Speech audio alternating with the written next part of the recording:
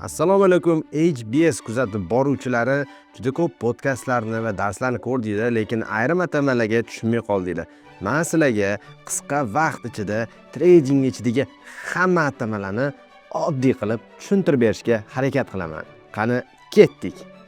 Aksiya kompaniyani egalik huquqini ifodalovchi qimmatli qog'oz bo'lib, uni sotib olgan shaxs kompaniyani aksiyadoriga aylanadi. Oddiy qilib aytganda, kompaniyani egasi bo'ladi. Aksiyador kompaniyani aksiyalarga egalik qiluvchi shaxs yoki tashkilot. Fond birjasi aksiyalar va boshqa qimmatli qog'ozlarni oldi-sotdi qilinadigan rasmiy bozor. Masalan, New York fond birjasi, NYC yoki London fond birjasi, LSE. Ommaviy kompaniya aksiyalari fond birjasida savdoga qo'yilgan va ko'plab investorlarga ochiq bo'lgan kompaniya bu ommaviy kompaniya deb ataladi. Bull market yokida bear market. Bull market bu qachonki bozor tepaga o'sayotganda bull market deb ataladi.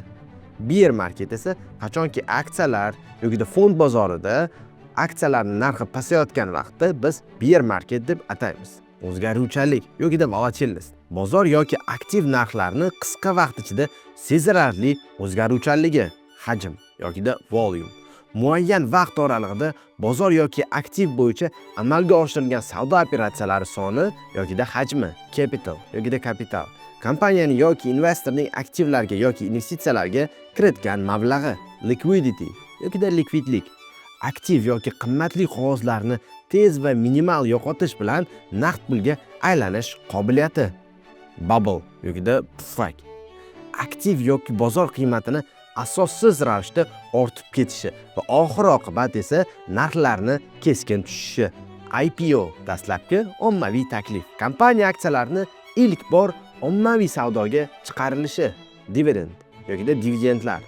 Kompaniya aksiyadorlariga foydadan to'lanadigan muntazam to'lovlar. Blue chip stocks yokida blue chip aksiyalar.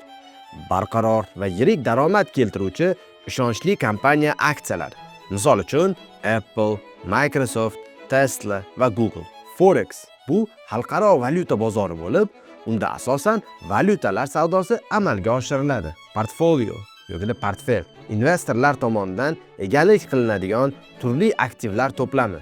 Bular aksiyalar, obligatsiyalar yokida ETFlar ham bo'lishi mumkin. Aktivlar yokida assets kompaniya yoki investorning moliyaviy qiymatiga ega bo'lgan resurslari, ko'chmas mulk, naqd pul yokida qimmatli qog'ozlar. Interest yokida foizlar bank yoki boshqa moliyaviy institutlarga berilgan kredit yoki investitsiyalardan olinadigan daromad foizi. Bonds yokida obligatsiyalar qarz majburiyatini ifodalovchi qimmatli qog'oz bo'lib, uni sotib olgan shaxs muayyan muddatda foiz bilan to'lov oladi. Qimmatli qog'oz moliyaviy aktivlarni ifodalovchi hujjatlar, masalan, aksiyalar yoki obligatsiyalar. Broker investorlar nomidan qimmatli qog'ozlarni sotib oluvchi yoki sotuvchi vositachi, ya'ni bizni birjaga bog'lab beradigan vositachidir. Uzoq muddatli investitsiya investitsiyani uzoq muddatda saqlab, uni qiymati oshishidan foyda olish strategiyasi yokida atamasi. Aktiv kompaniya yoki shaxsga tegishli moliyaviy, jismoniy yoki intellektual qiymatga ega resurslar. Commodity tovar, qimmatli metallar, neft, gaz kabi savdo qilinadigan xomashyo mahsulotlari. Yield daromad investitsiya orqali olinadigan foizli yoki umumiy 1 yillik yokida biron bir vaqt ichidagi daromad. PE koeffitsiyenti aksiyani narx va daromad nisbati kompaniyani qiymatini baholash uchun ishlatiladi. Misol uchun, mana shu koeffitsiyent 30 dan baland bo'lib ketadigan bo'lsa, kompaniyani narxi bozorda qimmat baholanyapti degan atama ham ishlatiladi. Indeks bozor yoki muayyan sektorni umumiy ishlashini o'lchaydigan ko'rsatkich. Misol uchun S&P 500, Dow Jones yokida Nasdaq. Futures shartnomalar kelajakda aktivni belgilangan narxda sotib olish yoki sotish majburiyatini bildiruvchi shartnomalar. Opsionlar yokida options investorni ma'lum aktivni kelajakda sotib olish yoki sotish huquqini beruvchi moliyaviy instrument. ETF birjada savdo qilinadigan fondlar. Turli aktivlarga investitsiya qiluvchi va fond birjasida savdo qilinadigan investitsion fond. IRA individual pensiya hisoblari. Soliq imtiyozlariga ega bo'lgan shaxsiy pensiya jamg'armasi hisoblari. Majburiyat liability kompaniya yoki shaxs zimmasida moliyaviy qarz yoki to'lov majburiyatlari. Penny stocks yokida arzon aksiyalar. Juda past baholangan ko'pincha yuqori xavfli aksiyalar. Market cap yokida bozor kapitallashuvi. Kompaniyaning umumiy bozor qiymati, ya'ni bunda aksiya narxi ko'paytirilgan umumiy aksiyalar soni. Leverage kredit yelkasi. Qarz mablag'laridan foydalangan holatda investitsiyalar hajmini oshirish strategiyasi yokida oshirish usuli. Balance sheet kompaniyaning moliyaviy holatini aks ettiruvchi asosiy moliyaviy hisobot. Inflation yokida inflyatsiya pul qiymatining pasayishi natijasida tovar va xizmatlarni narxini biron bir vaqt orasida oshib borishi. Bid ya'ni taklif narxi. Investor yoki trader aktivni sotib olishga tayyor bo'lgan eng yuqori narx. Ask so'rov narxi. Aktivni sotmoqchi bo'lgan trader yoki investorning eng past taklif qilgan narxi. Bid ask spread yokida taklif so'rov farqi. Taklif va so'rov narxi o'rtasidagi farq. Black Swan qora oqqush hodisasi oldindan bashorat qilib bo'lmaydigan katta moliyaviy oqibatlarga olib keluvchi voqea. Misol uchun 2020-yildagi Covid. Dead cat bounce o'lik mushukning sakrashi. Narxlar pasayishda davom etishidan oldin qisqa muddatli o'sish. Whales kitlar, yirik investorlar, juda katta miqdorda investitsiya kirituvchi shaxs yoki tashkilot. Unicornlar 1 milliard AQSh dollaridan ortiq baholangan startaplar. To the moon oyga chiqish, ya'ni aktiv narxini keskin oshishi. Tanking bozor qulashi. Moliyaviy bozor yoki aktiv narxini keskin pasayib ketishi. Jigger out investor yoki traderni rejalashtirgan yo'nalishdan chiqib ketishi. Pump and dump narxlarning sun'iy ravishda ko'tarilishi va keskin tushib ketishi. Rug pull gilam tortish investorlardan pul jalb qilib loyihani tark etish va ularni yo'qotishlarga uchratish. Panic selling sarosimali savdo bozor pasayishida investorlarni vahimaga tushib sotishi. Shorting qisqa sotish aktiv narxi pasayishdan foyda qilish usuli. Short squeeze short pozitsiyalarni bozordan chiqarib yuborish. Ya'ni short bo'lgan treyderlar narxni keskin oshishi tufayli majburan aksiyalarni sotib olishga majbur bo'ladigan holat. Bu narxlarni yanada ko'tarilishiga sabab bo'ladi. Limit order limit buyurma investor tomonidan belgilangan aniq narxda yoki undan yaxshiroq narxda aktivni sotib olish yoki sotish uchun berilgan buyurtma turi. Stop loss investor yo'qotishni minimallashtirish maqsadida belgilangan narxga yetganda avtomatik ravishda aktivni sotadigan buyurtma turi. Long squeeze ya'ni bozorda sotib olish orqali foyda qiladigan investorlar narxlarni keskin pasayishi tufayli pozitsiyalarni yopishga majbur bo'ladigan holat. Market order yokida bozor buyurtmasi investor aktivni, ya'ni ayni vaqtdagi joriy bozor narxini sotib olish yoki sotish uchun bergan buyurtma. Good till cancelled GTC bekor qilmaguncha amal qiladi buyurtmasi. Investor tomonidan berilgan buyurtma bo'lib, uni bekor qilmaguncha yoki bajarilmaguncha amal qiladi. Day order yokida daily order kunlik buyurtma. Bir kun davomida amal qiladigan va shu kun oxirigacha bajarilmasa avtomatik bekor qilinadigan buyurtma. Averaging down o'rtacha narxni pasaytirish. Aksiyalarni narxi pasayganda qo'shimcha sotib olib, umumiy o'rtacha xarid narxini pasaytirish strategiyasi.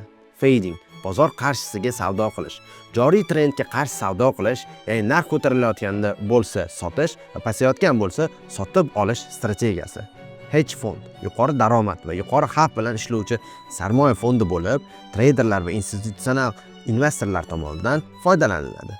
Mutual fond investorlarning mablag'larini jamlab, ularni turli aktivlarga investitsiya qiluvchi fond turi. Controlling stocks nazorat aksiyalari kompaniya ustidan nazorat qilish imkonini beruvchi aksiyalar paketi. Odatda 50% dan yuqori bo'ladigan bo'lsa egalik huquqi, mana shu kompaniyani butun nazorati mana shu shaxs yoki kompaniyaga o'tadi. Holding kompaniya o'zining asosiy faoliyatini boshqa kompaniyalarga, aksiyalarga egalik qilish orqali yurituvchi kompaniya. Index fond muayyan bozor indeksiga, masalan S&P 500 ga asoslangan va uning ishlashiga mos investitsiya strategiyasiga ega bo'lgan fond. Day trading kunlik savdo kun davomida aktivlarni sotib olish va sotish orqali qisqa muddatli foyda olish strategiyasi.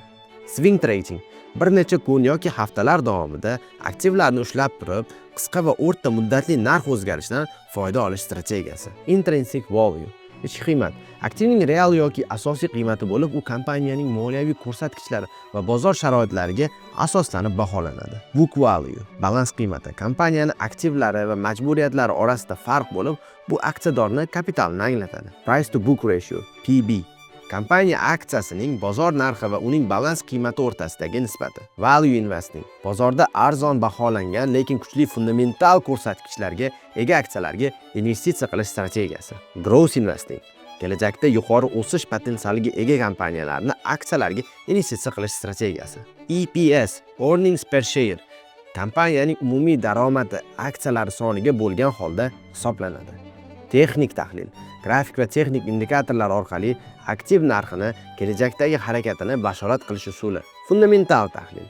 Kompaniyaning moliyaviy hisobotlari, menejment sifati va bozor sharoitlarini tahlil qilish orqali investitsiya qarorlarini qabul qilish usuli. Efficient market hypothesis. Samarali bozor gipotezasi.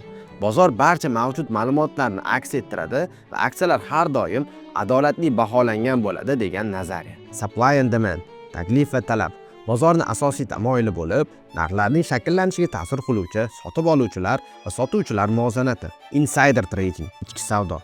Kompaniya ichidagi maxfiy ma'lumotlar asosida amalga oshirilgan noqonuniy savdo. Ticker symbol.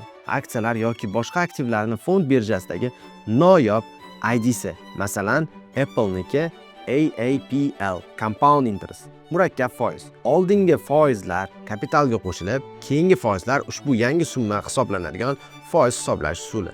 Profit margin. Kompaniyaning sof foydasi uning umumiy daromadiga nisbatini anglatadi. Bu asosan foiz hisobida hisoblanadi. Dollar cost averaging, DCA, investorlarning muntazam ravishda bir xil miqdorda investitsiya kiritish orqali umumiy narxni o'rtacha pasaytirish strategiyasi.